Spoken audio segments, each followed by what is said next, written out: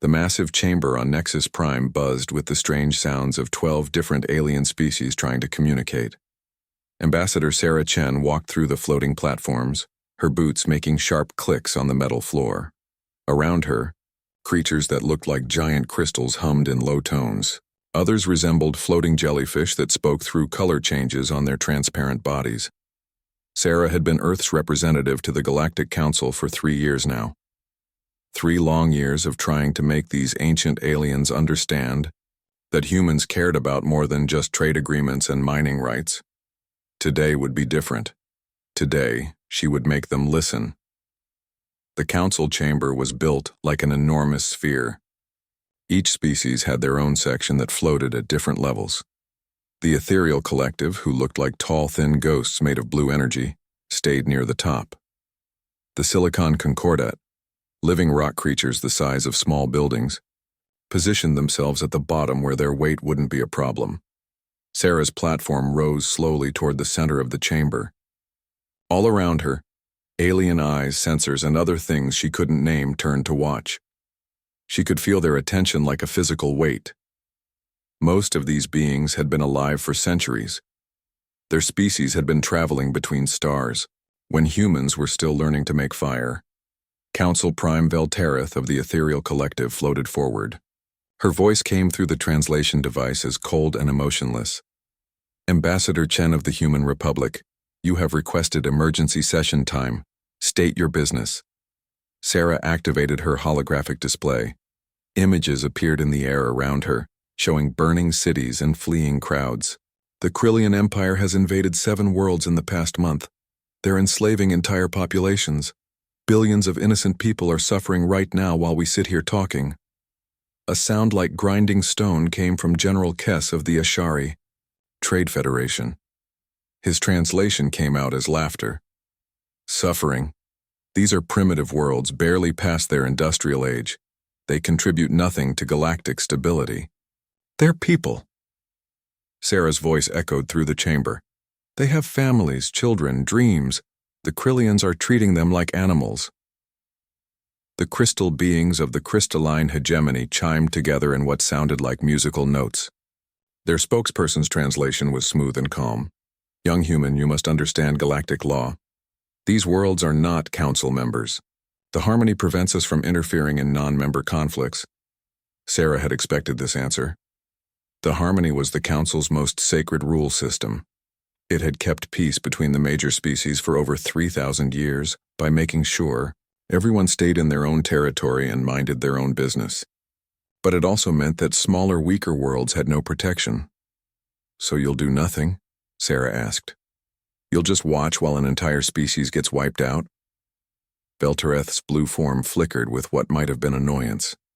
The harmony exists for good reason, Ambassador. When species interfere with each other's affairs, wars happen. Big wars. Wars that destroy solar systems and kill trillions. We're not asking you to start a war, Sarah said. We're asking you to stop one. The floating jellyfish creatures of the void swimmers pulsed with red and yellow colors. Their message came through as, humans are new to galactic politics. You see suffering and want to fix it. This is natural for young species. But wisdom comes with age. Sometimes the greater good requires accepting smaller evils. Sarah felt anger burning in her chest. She had read the reports from the invaded worlds. Children being separated from parents, entire cities being stripped of resources while their populations starved. These aliens called it a smaller evil because it wasn't happening to them. 30 days, Sarah said, her voice clear and firm. Give the Krillians 30 days to stop their expansion and free the enslaved populations. If they don't comply, humanity will act. The chamber fell silent. Then General Kess made that grinding sound again. Act? How exactly does humanity plan? To act against an empire that controls 47 star systems? Sarah looked around the chamber, meeting as many alien gazes as she could. However we need to. The Ethereal Collective's section flickered with rapid blue pulses. Veltereth's voice carried a tone that the translator rendered as condescending amusement. Ambassador Chen, your species has been part of this council for barely a decade. Your combined fleet numbers perhaps 200 vessels. The Krillian Empire has over 3,000 ships, including 47 dreadnoughts. Numbers aren't everything, Sarah replied. They are most things, said the representative of the Quantum Builders, a species that existed partially in normal space and partially in dimensions humans couldn't see. Your proposal is emotional rather than logical. Humans always let feelings guide their decisions. Sarah had heard this criticism many times before. The Council species prided themselves on making decisions based on cold logic and mathematical probability. They saw human emotions as a weakness, a sign of an immature species that hadn't learned to think properly. Sometimes emotions point us toward what's right, Sarah said. Sometimes caring about others is more important than maintaining the status quo. The resonant collective, beings that looked like living sound waves, created a harmony that translated as the status quo has maintained galactic peace for millennia. The harmony works because it prevents exactly this kind of emotional overreaction. Overreaction? Sarah's platform moved closer to the center of the chamber. Slavery is not an overreaction topic. Genocide is not something we should debate calmly, while it happens. Veltereth floated higher, her blue form brightening. Young ambassador, your species' attachment to primitive concepts like individual rights and freedom causes you to misunderstand galactic reality. The Krillian expansion serves a purpose. Those worlds were overcrowded and resource poor. The Empire will put their populations to better use. Better use? Sarah could barely keep her voice level. They're people, not tools. They are resources, said the Silicon Concordance speaker, his rocky voice rumbling through the chamber. Biological resources like any other. The Krillians will feed them, house them, and employ them. This is more than many species provide for their own populations. Sarah realized she was wasting her time trying to appeal to their conscience. These beings didn't think like humans. They saw the universe as a machine to be optimized, not a community to be protected. I'll say it one more time, Sarah announced. 30 standard days. Stop the Krillian expansion or humanity will stop it for you. The chamber erupted in sounds. Crystal chimes, grinding stone, color flashes, and energy pulses filled the air as the Council species discussed this ultimatum among themselves. Sarah waited, knowing what their answer would be. Finally, Veltereth spoke for the Council. Ambassador Chen, humanity is welcome to file a formal complaint through proper channels. The Harmony Council will review your concerns and provide a response within the standard time frame of 18 months to 2 years. 18 months? Sarah shook her head. Those worlds will be stripped bare by then. The people will all be dead, or scattered across the galaxy as slaves. That is unfortunate but irrelevant to Council procedure, Veltereth replied.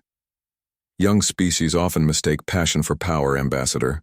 The Harmony has maintained peace for 3,000 years because we follow established protocols, not emotional impulses. We suggest your species learn patience.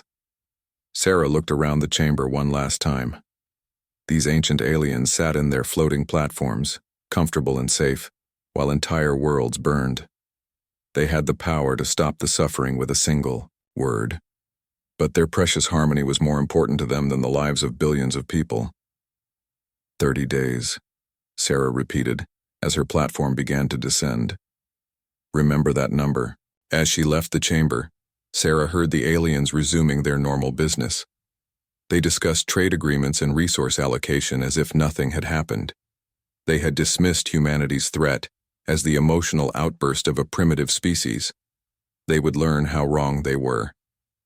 29 days had passed since Sarah Chen delivered humanity's ultimatum to the Galactic Council. In the private chambers of Nexus Prime, the Council members gathered to discuss what they saw as the amusing threats of an upstart species. General Kess of the Ashari Trade Federation spread holographic displays across the meeting room.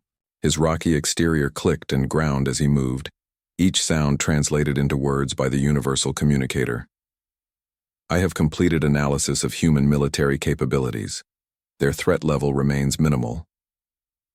The Ethereal Collective's representative, Veltereth, flickered with blue energy as she examined the data. Show us the numbers, General. Human fleet strength stands at approximately 215 vessels, Kess reported.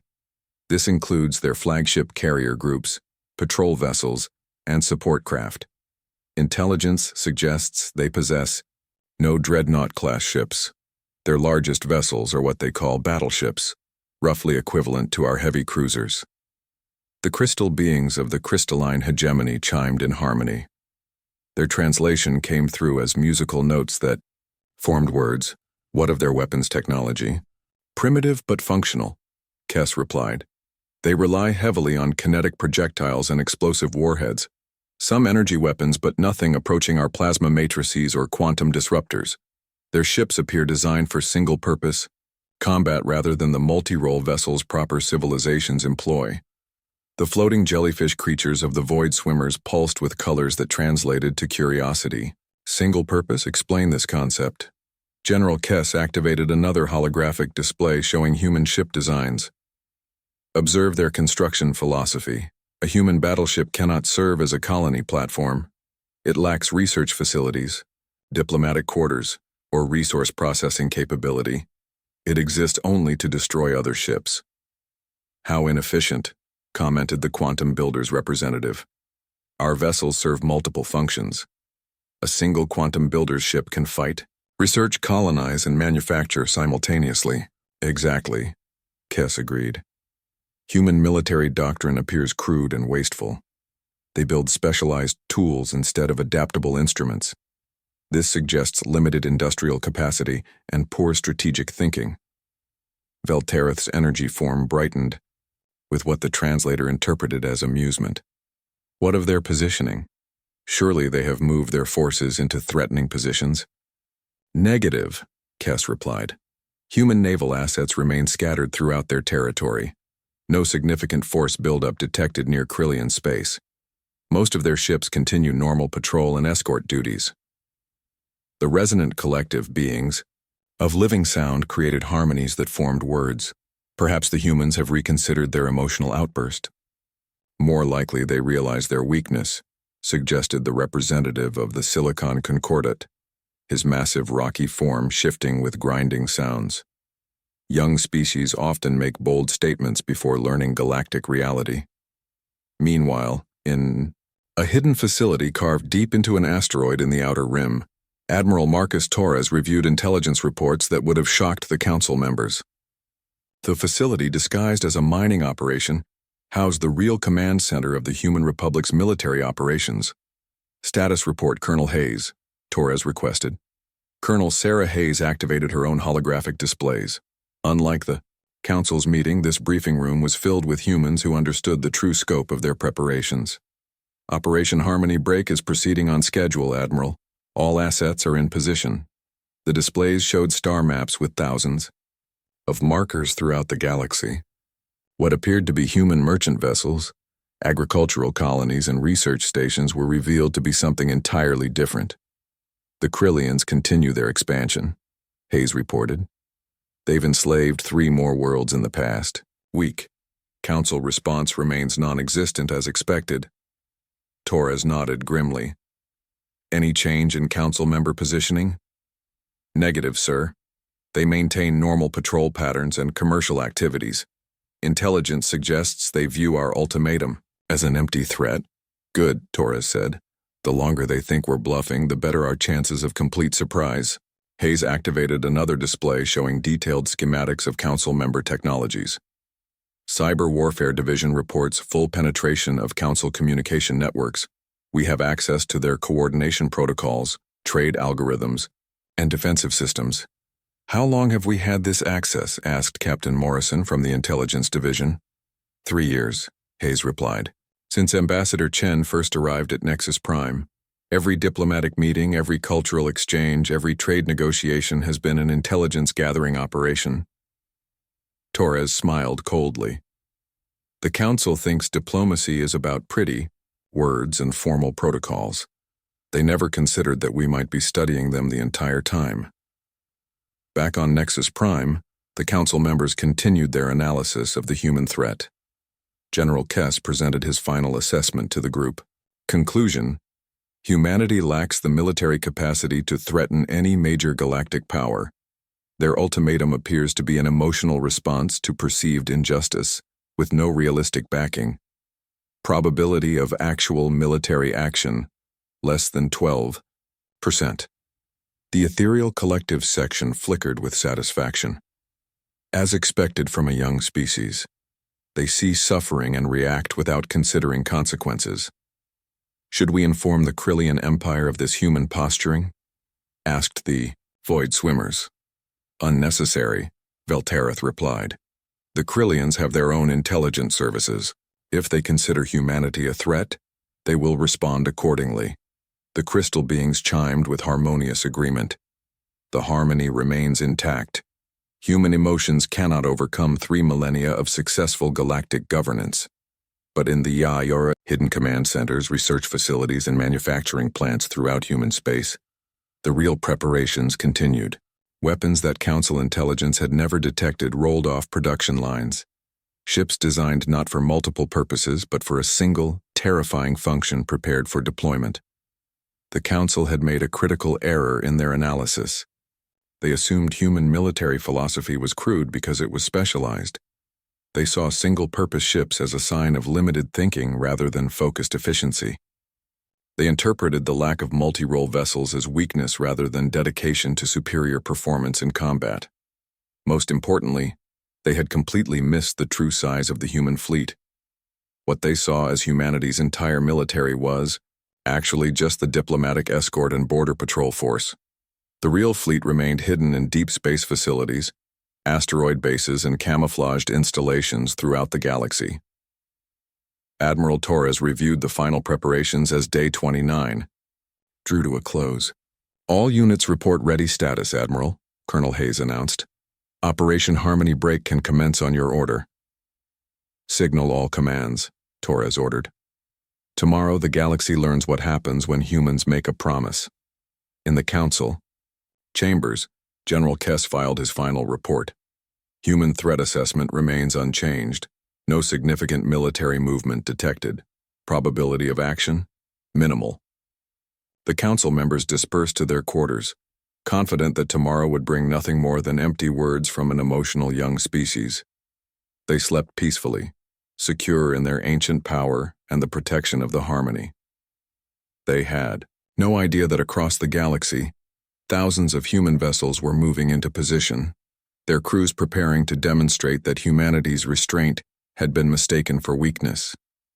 The galaxy was about to discover that humans didn't make threats. They made promises. Day 30 arrived with the dawn of a new age, though the Galactic Council members on Nexus Prime didn't realize it yet. They went about their morning routines, attending to trade disputes and resource allocation meetings, confident that the human ultimatum would pass without incident. Veltereth was reviewing shipping manifests when her communication device began flashing with urgent alerts. At first, she assumed it was another minor technical glitch in the ancient systems that connected the galaxy's far-flung civilizations. Then the reports started flooding in. Council Prime.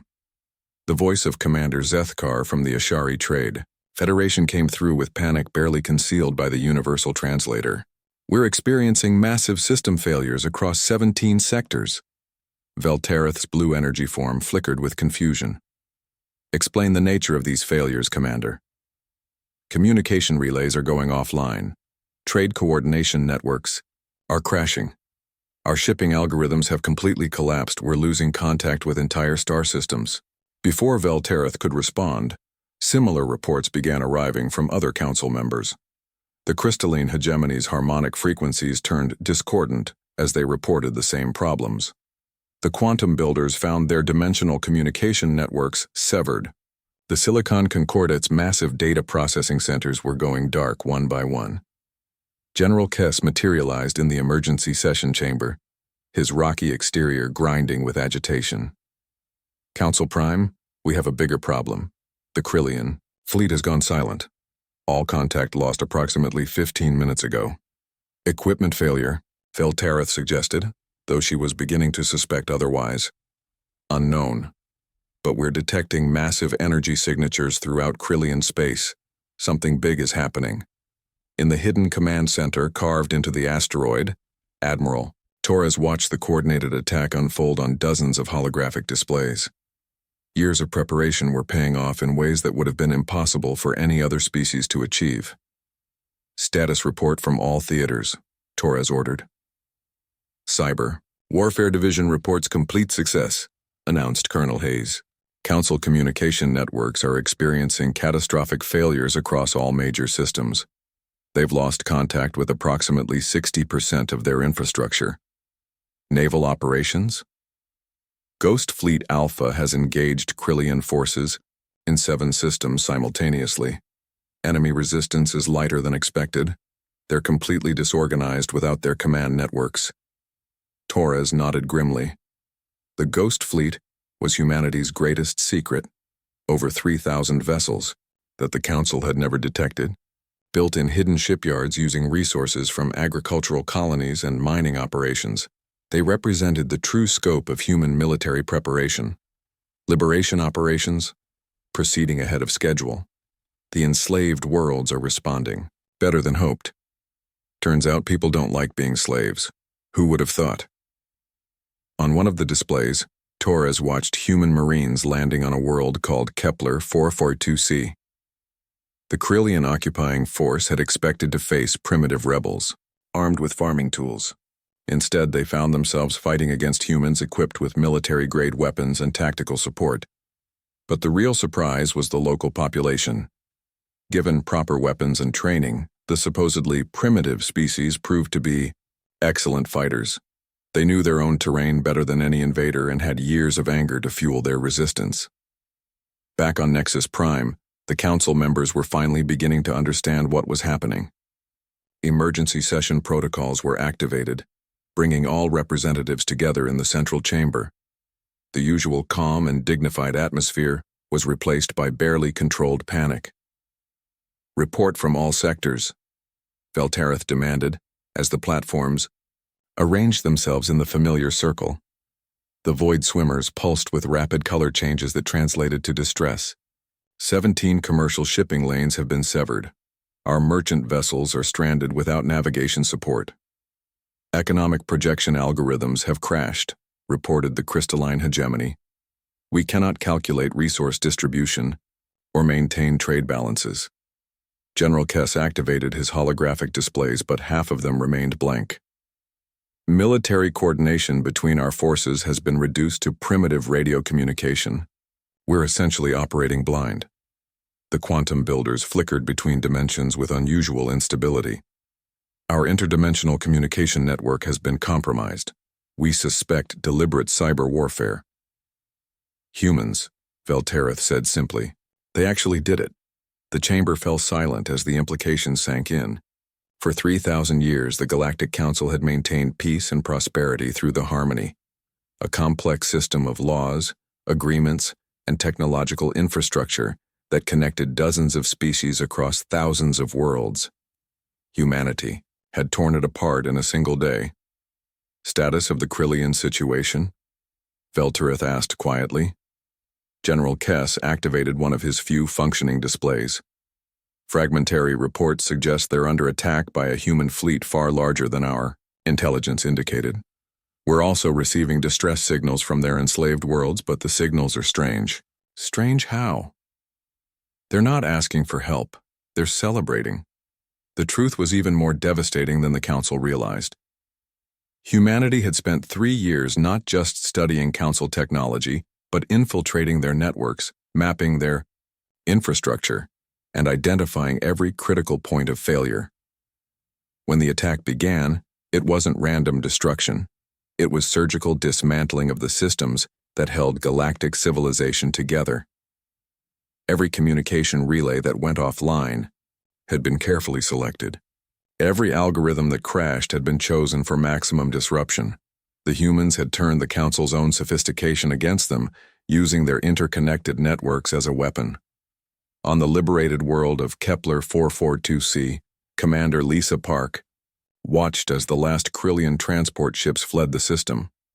The local population, a species of bipedal herbivores that the Council had classified as primitive, gathered around her landing craft. Their leader, a being named Thresh, who communicated through a combination of clicks and gestures, approached with what Park's translator identified as gratitude. "You came," Thresh said through the device. "The blue ones said no one would come." Park knew he was referring to the ethereal collective. "We promised we would. The rock being said we were not important enough. You were important enough to us." Thresh looked up at the human ships in the sky, their hulls gleaming in the light of his world's sun. "What do you want from us?" Park smiled. "Nothing. We want you to be free." The concept seemed to confuse Thresh. In his experience, more powerful beings always wanted something in return for their help. The Krillians had wanted slaves.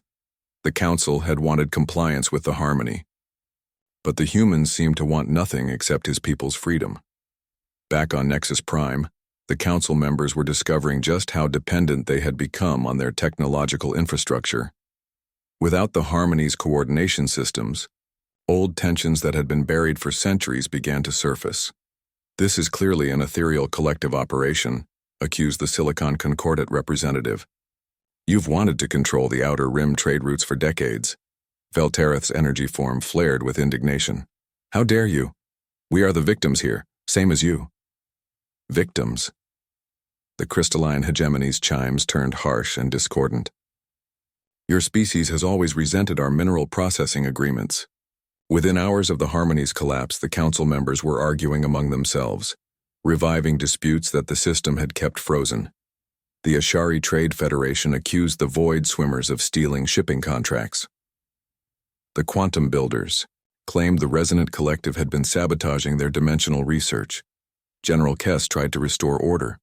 "We are under attack by a human fleet of unknown size. This is not the time for old grievances." But his words fell on deaf ears.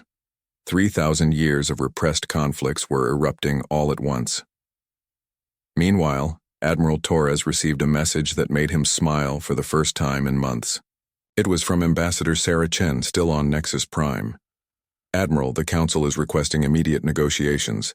They want to discuss terms for ending hostilities." Torres activated his communication system, broadcasting on all Council frequencies. His voice carried the weight of 3,000 human warships and the fury of a species that had been dismissed as primitive. "This is Admiral Marcus Torres of the Human Republic Navy. To all Council members, you had 30 days to act. You chose to do nothing while innocent people suffered. Now you face the consequences of that choice." His message reached every functioning receiver in Council space. "We didn't want to be your enemies. We wanted to be your partners in building a better galaxy. You forced our hand." The transmission ended, leaving the Council members in stunned silence. They were beginning to realize that humanity's ultimatum hadn't been a bluff or an emotional outburst. It had been a promise. 6 days after the collapse of the Harmony, the galaxy was unrecognizable.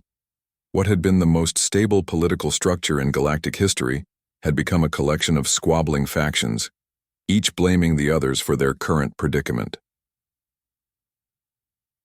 R&D. Nexus Prime, Council Prime Veltereth stared at reports that seemed impossible to believe. The humans hadn't just defeated the Krillian Empire. They had systematically dismantled it while somehow avoiding the massive casualties that such an operation should have caused.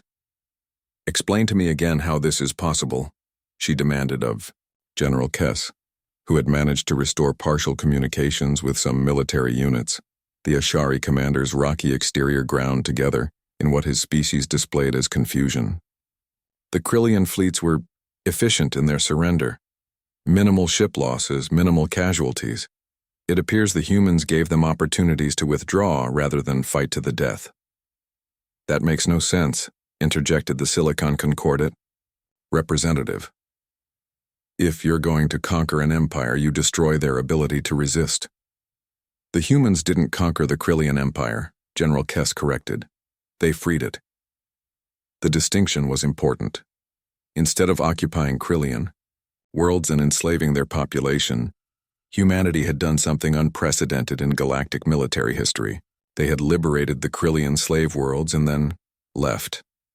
The formerly enslaved populations were now governing themselves, with human military advisors providing support and training. The Krillian homeworlds, stripped of their slave labor force, faced economic collapse. But instead of letting them starve, human relief ships were delivering food and medical supplies. "They're giving aid to the people who enslaved others just last week," Veltereth said, her energy form flickering with confusion. "What kind of strategy is this?" The answer came from an unexpected source. Ambassador Sarah Chen's platform rose into the council chamber, but she was no longer alone. Representatives from 17 different species accompanied her, beings that the council had never seen before. "Council Prime," Sarah said formally, "I'd like you to meet the representatives of the Liberated Worlds Alliance." The creatures accompanying Sarah were indeed primitive by council standards.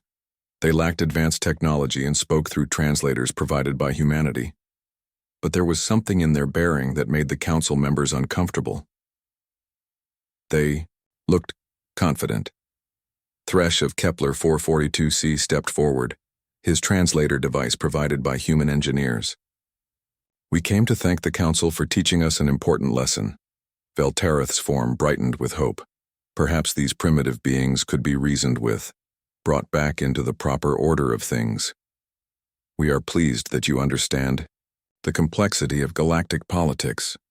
"Oh, we understand perfectly," Thresh replied. "You taught us that some people will watch others suffer and call it wisdom. You taught us that when someone powerful hurts someone weak, the response of the mighty is to do nothing and call it peace." The council chamber fell silent. "But you also taught us something else," continued another representative, a reptilian being from a world called Haven's Rest.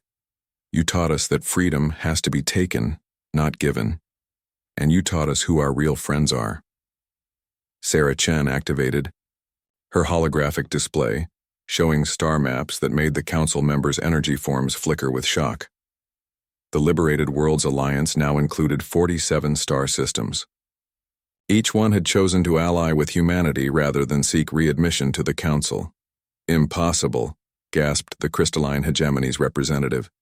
"Those worlds lack the technology for interstellar coordination." "They have it now," Sarah replied simply. "Humanity believes in sharing knowledge with our friends." This was the true scope of humanity's plan. They hadn't just broken the harmony to defeat the Krillians. They had broken it to create something new. Instead of a galaxy where power flowed from the ancient species to everyone else, they were building a network based on mutual cooperation. The formerly primitive worlds were learning human technology, human military tactics, and human political philosophy. More importantly, they were teaching humans things as well: local knowledge, biological sciences, and cultural perspectives that enriched the growing alliance. General Kess accessed what remained of his intelligence networks. "Council Prime, we're receiving reports of similar alliances forming throughout the galaxy. Species that were never considered for council membership are organizing themselves." The quantum builders flickered between dimensions with agitation. This is exactly what the harmony was designed to prevent. Uncontrolled political organization leads to chaos and war. "Does it?" Sarah asked. "Because from where I'm standing it looks like it leads to freedom and cooperation." She activated another display showing economic data. Trade between alliance worlds has increased by 300% in the past week. Technological exchange is accelerating. Former enemies are becoming partners. The truth was devastating to the Council's worldview. For 3,000 years they had maintained that their system was necessary to prevent galactic war. They had convinced themselves that without their guidance, the younger species would destroy each other. Instead, when given the chance, these species were working together more effectively than they ever had under Council rule. Meanwhile, throughout the galaxy, the old power structures were crumbling. The ethereal collective found their trade networks disrupted as former partners negotiated directly with each other. The Silicon Concordate's manufacturing monopolies collapsed when liberated worlds began producing their own goods. Most shocking of all, several council member species were requesting human mediation to resolve their own internal conflicts. The Ashari Trade Federation had split into 3 factions, each claiming legitimate authority. Without the harmony to enforce the old agreements, civil war seemed inevitable. But instead of picking sides or letting them fight, humanity offered something different: We'll help you find a peaceful solution, Admiral Torres told the Ashari representatives during a three-way negotiation. But the solution has to be something all three factions can accept. The concept was revolutionary. Instead of imposing order from above, humanity was facilitating agreement from within. The Ashari factions found themselves working together to create new governmental structures rather than fighting over control of the old ones. On Nexus Prime, Council Prime Veltereth was receiving similar offers.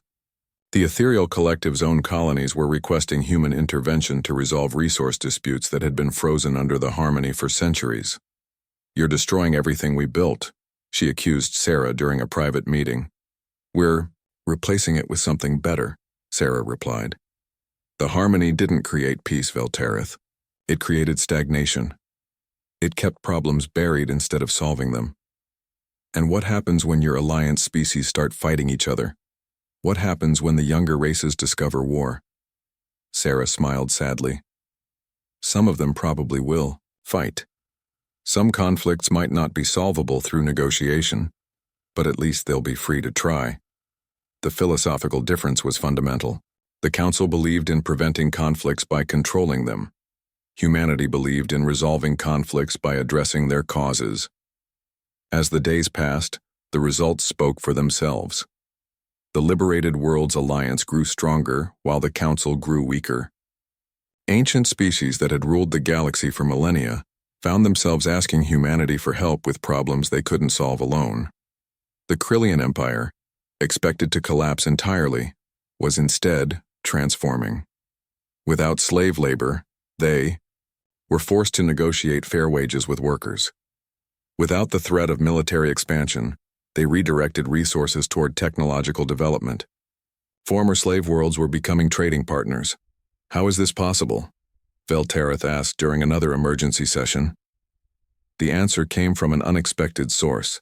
A Krillian representative had requested permission to address the Council, something that would have been impossible under the old system since they weren't members. "We discovered something interesting," the Krillian ambassador said through his translator. "When you treat people as equals instead of slaves, they work harder and more creatively. Our productivity has actually increased since the liberation." The Council members exchanged glances that would have been meaningful if they had possessed faces.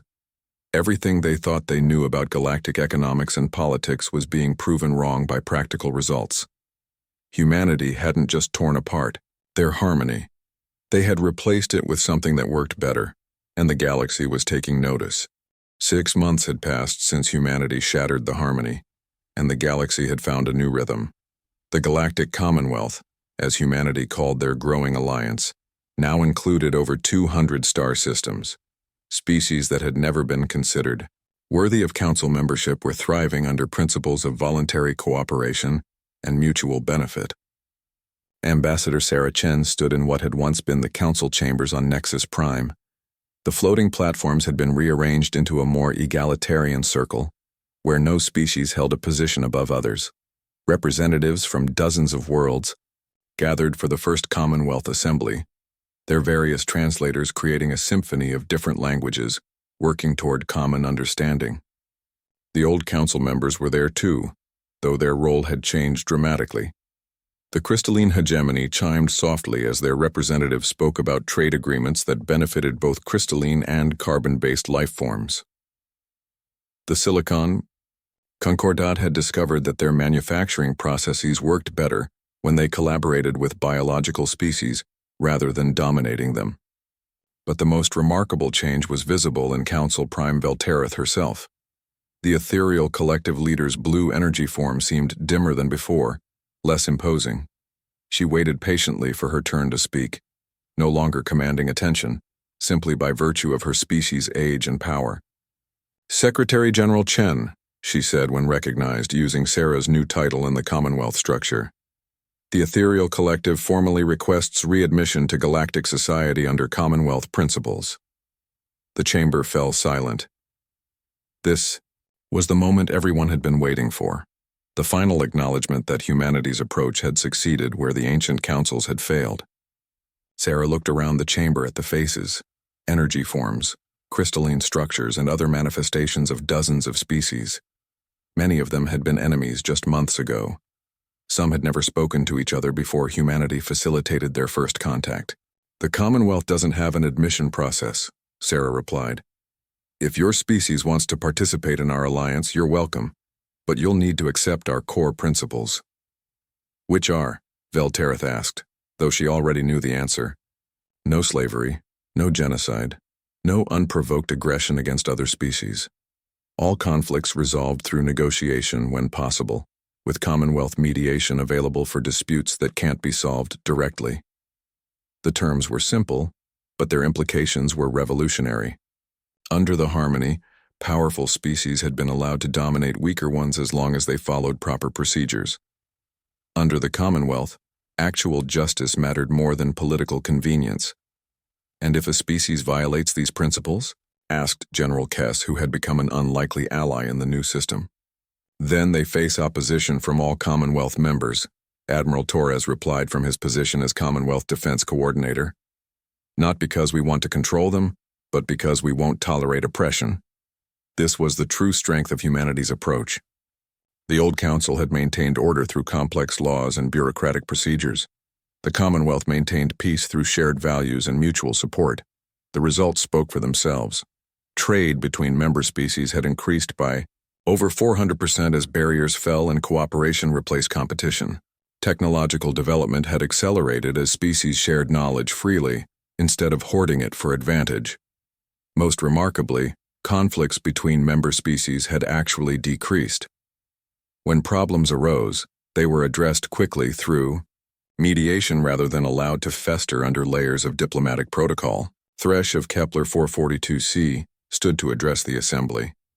His people had become one of the Commonwealth's most enthusiastic members, contributing their knowledge of sustainable agriculture to help other worlds improve food production. "6 months ago, my people were slaves," he said through his human-provided translator. "We had no hope, no future, no freedom. Today, our children are learning science and art and music. They dream of traveling to other worlds not as conquered property, but as friends and partners." His words carried weight because similar transformations were happening throughout the galaxy. The Krillian Empire had dissolved peacefully, with its former territories either joining the Commonwealth or forming independent governments based on Commonwealth principles. Former slave worlds were becoming centers of learning and culture. Even more surprising was the transformation of former oppressor species.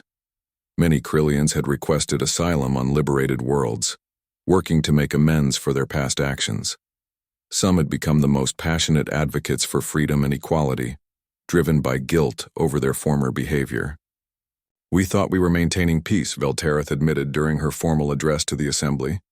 "But we were only maintaining our comfort. We told ourselves that preventing large wars justified ignoring smaller cruelties." She paused, her energy form flickering with what the translator interpreted as shame.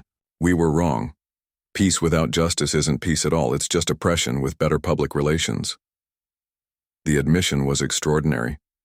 For a species that had ruled the galaxy for millennia to acknowledge their mistakes publicly required a kind of humility that the old council system had never encouraged. Sarah Chen rose to respond, not as a conqueror addressing the defeated, but as a partner welcoming new allies. The ethereal collective's participation in the Commonwealth would be valuable to all member species. Your knowledge and experience, guided by our shared principles, could help us build an even better future. This was humanity's greatest innovation in galactic politics. Instead of seeking revenge against former enemies or establishing dominance over former rivals, they offered partnership based on shared values. It was the approach so radical that most species had trouble understanding it at first. But the results were undeniable. The Commonwealth was growing stronger every day while the old power structures crumbled into irrelevance. As the assembly session concluded, species representatives began organizing into working groups to address various galactic challenges. The Void Swimmer's expertise in deep space navigation was paired with human military logistics to create better trade routes. The Quantum Builder's dimensional technology was being shared with Commonwealth scientists to develop new communication methods. Admiral Torres found himself in conversation with former enemies who were now asking for his advice on military restructuring. Instead of conquest-focused fleets designed to intimidate weaker species, they wanted to build defensive forces capable of protecting freedom and justice. "How did you know it would work?" asked General Kess during a private moment. "How did you know that destroying our system would lead to something better?" Torres smiled grimly. "We didn't know for certain, but we knew that any system built on accepting injustice was doomed to fail eventually. We just accelerated the timeline. And if you had been wrong, if destroying the harmony had led to galactic war, then we would have been responsible for stopping that war and building something better from the ashes," Torres replied. "That's what you do when you have principles. You accept the risks that come with doing what's right." The conversation was interrupted by an alert from the Commonwealth's new communication network. A previously unknown species from the galactic edge had detected their signals and was requesting contact. It was a situation that would have required months of council deliberation under the old system. Under the Commonwealth system, Sarah Chen simply authorized a first contact team to make peaceful contact and determine if the new species was interested in joining their alliance. "Just like that?" asked Veltereth, who was observing the process. "Just like that," Sarah confirmed. "If they want to be part of a free and peaceful galaxy, they're welcome. If they prefer isolation, we'll respect that. If they're hostile, we'll defend ourselves and our allies." The simplicity was shocking to beings raised under the complex bureaucracies of the old system. But simplicity was part of humanity's genius. By focusing on basic principles rather than complicated procedures, they had created a system that could adapt quickly to new situations. As the First Commonwealth Assembly concluded, representatives from hundreds of worlds prepared to return home with new trade agreements, technological exchanges, and cultural partnerships. The galaxy that had been frozen in stagnation for 3,000 years was alive with possibility. Sarah Chen stood alone in the chamber after the others had left, looking out at the stars through the massive viewport. Ambassador Sarah Chen had delivered an ultimatum that the council believed was a bluff. Secretary General Sarah Chen had proven that humanity never bluffed about matters of justice. Veltereth approached, her energy form subdued but determined. "Secretary General, I want to ask you something personally. Do you really believe this will last? Can a system based on idealism survive the realities of galactic politics?" Sarah considered the question seriously before answering. The harmony lasted 3,000 years by avoiding difficult questions and ignoring uncomfortable truths. The Commonwealth might not last that long, but while it exists, it will stand for something worth defending. She turned to face the former Council Prime directly. "We didn't tear apart your system to create chaos, Veltereth. We did it to build something.